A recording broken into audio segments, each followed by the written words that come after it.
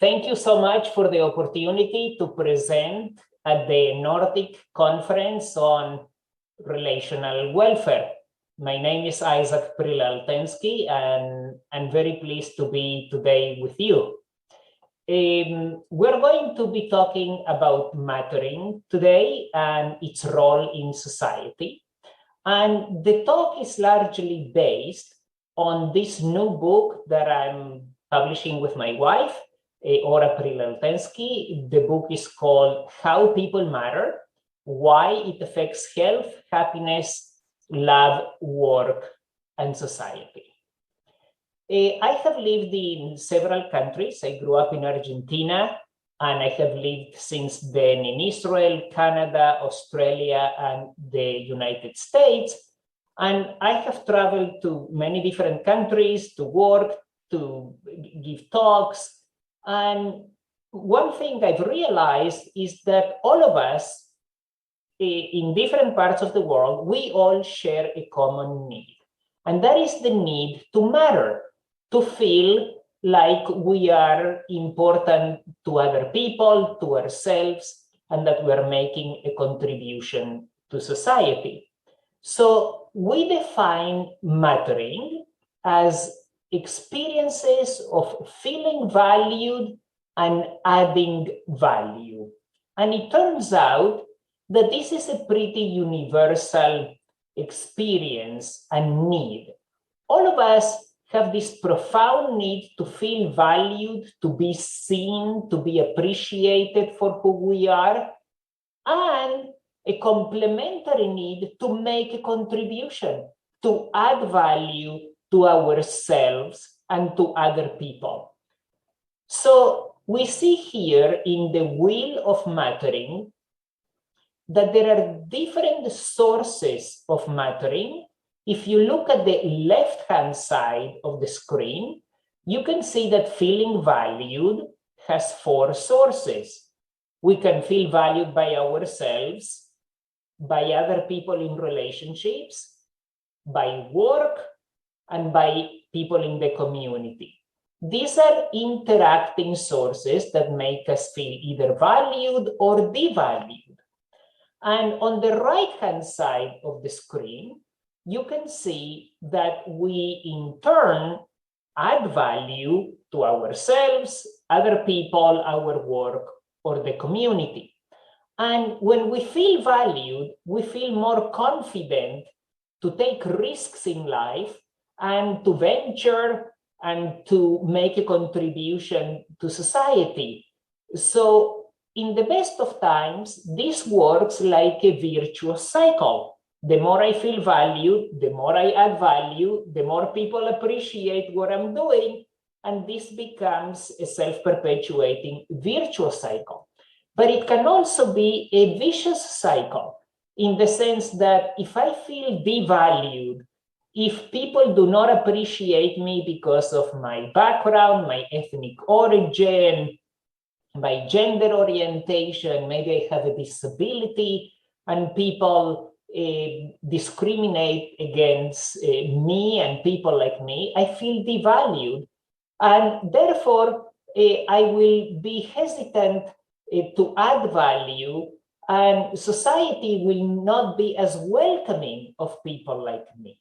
So it's very important to remember that we need to pay attention not just to feeling valued, but also to adding value, not just by ourselves, but also by other people. Now, mattering is not distributed equally in the population. We can see that people with higher income report more mattering than people with low income.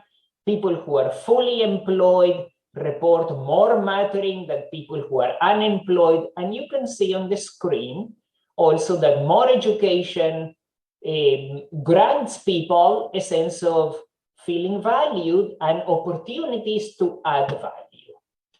Now, when mattering is present, there are several positive outcomes that you can see on the screen that ensue as a result of feeling valued and having opportunities to add value.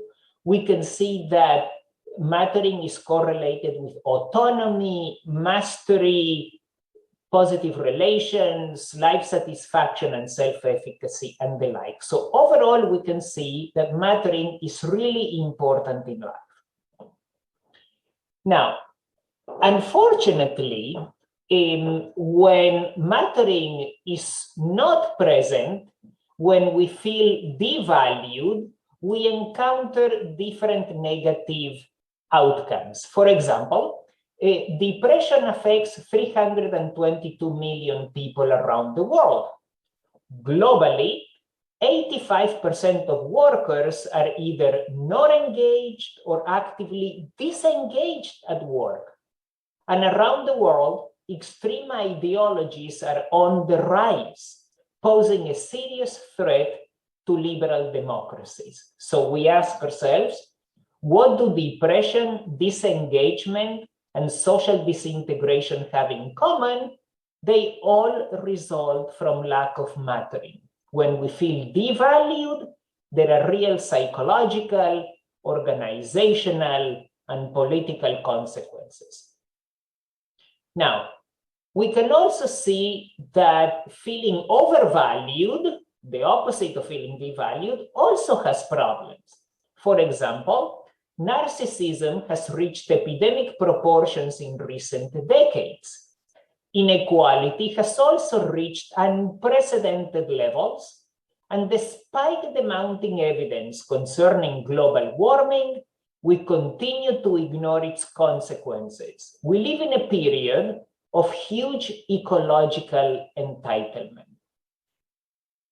In contrast to the positive outcomes we reviewed earlier associated with mattering, when the need to feel valued is thwarted, we develop one of two types of problems. We feel either invisible or entitled. And when the need to add value is frustrated, we develop either helplessness or ruthlessness.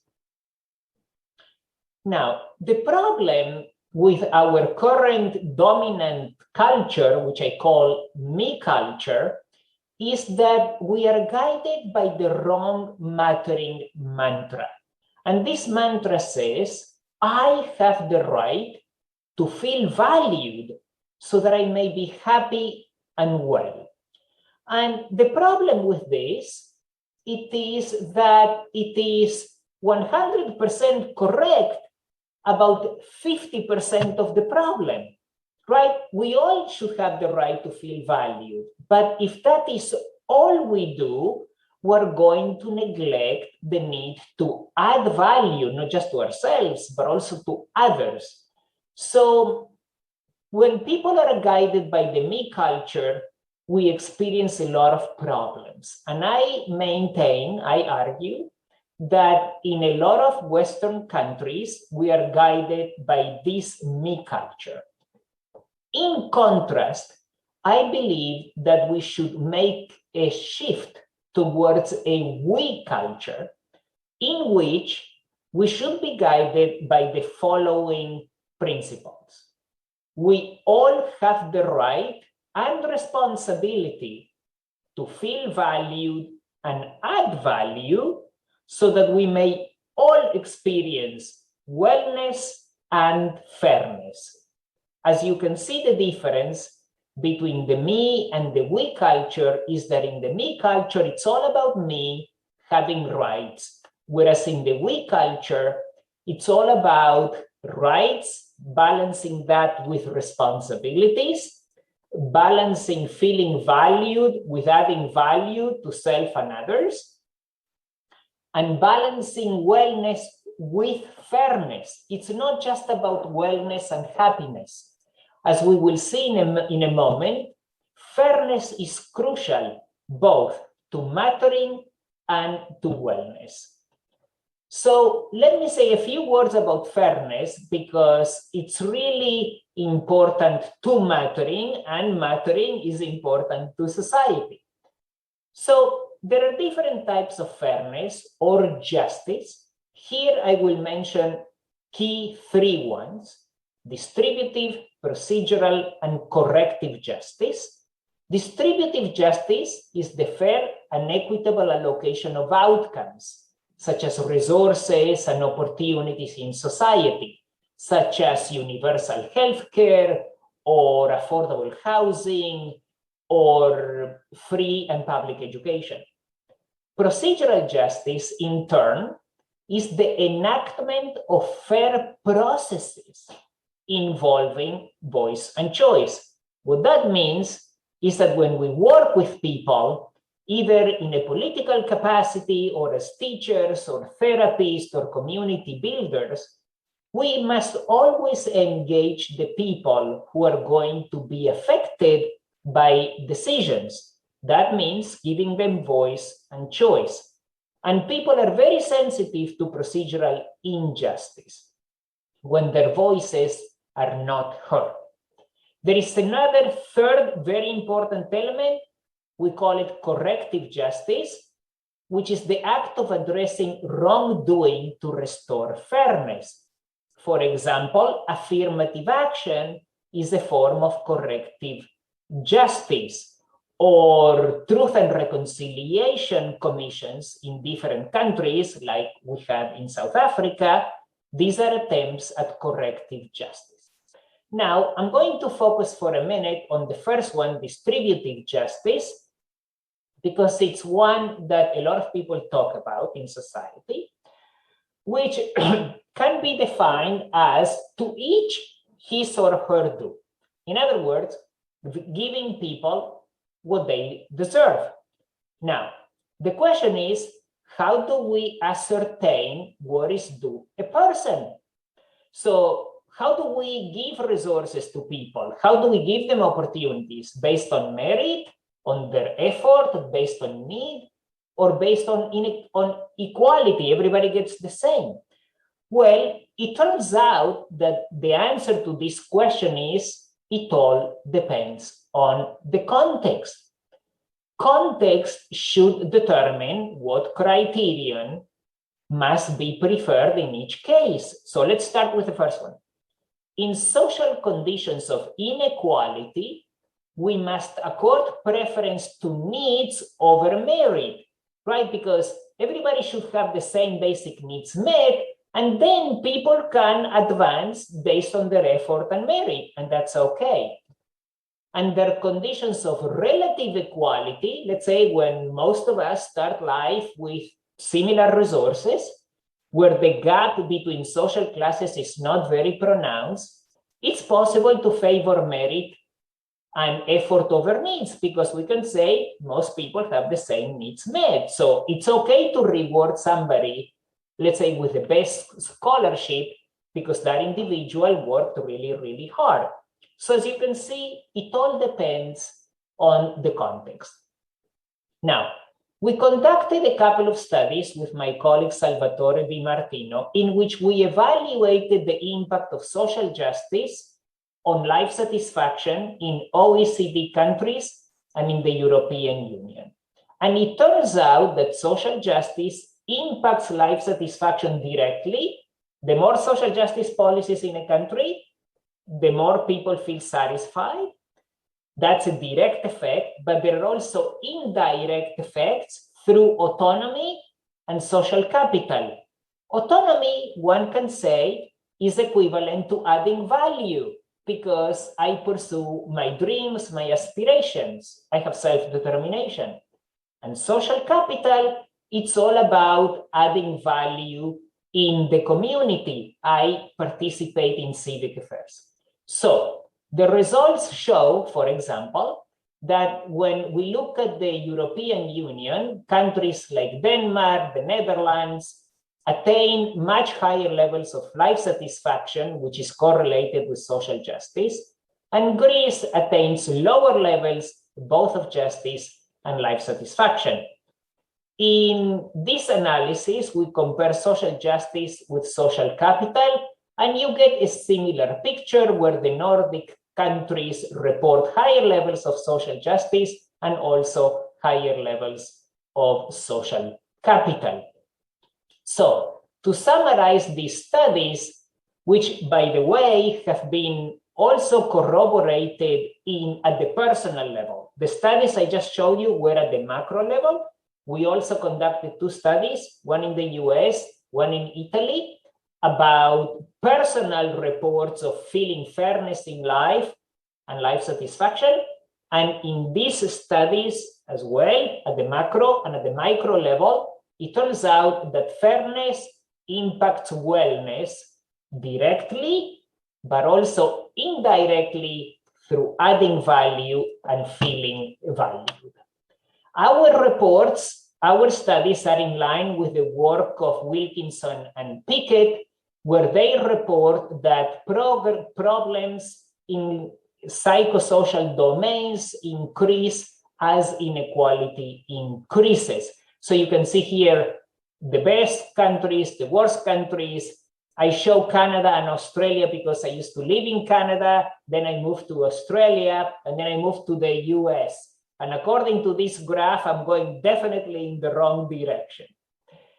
So we know from the studies by Wilkinson and Pickett that higher levels of fairness and social justice are conducive to better life expectancy, social mobility, and to lower levels of problems such as infant mortality, imprisonment, and mental illness.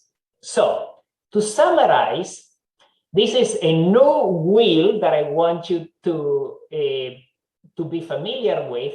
And here we see in the center mattering, which is adding value and feeling valued. And you can see on the left-hand side, the fairness domains, intrapersonal, interpersonal, occupational, and communal. And our emerging theory states that the more fairness there is in all these domains, the more you feel like you matter. And as a result, there will be higher levels of intrapersonal, interpersonal, occupational, and communal wellness. Another way to integrate our theory of fairness, wellness, and mattering is to juxtapose expressions of mattering or worthiness across types and levels of justice. So you can see there are 3 rows of justice: distributive, procedural, and corrective. And there are different columns at the intrapersonal, interpersonal, organizational, and communal level. So if you concentrate for a minute on the green words, feeling valued, an expression of intrapersonal mattering in distributive justice is I have high self-regard.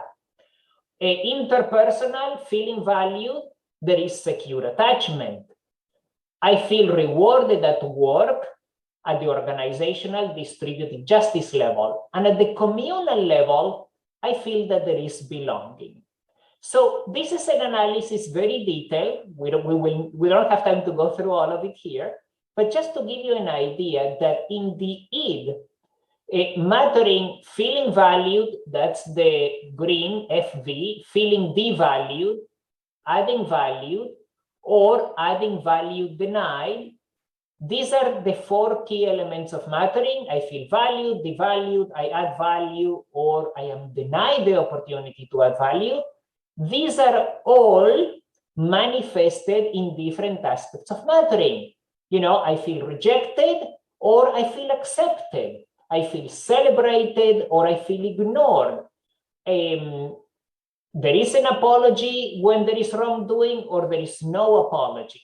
So it's really important to discern the role of mattering in justice at all these different levels of analysis. So when you see this chart, you can see that mattering makes a big difference in society at the justice levels of distributive, procedural, and corrective, and at the level of the intrapersonal, interpersonal, organizational, and communal.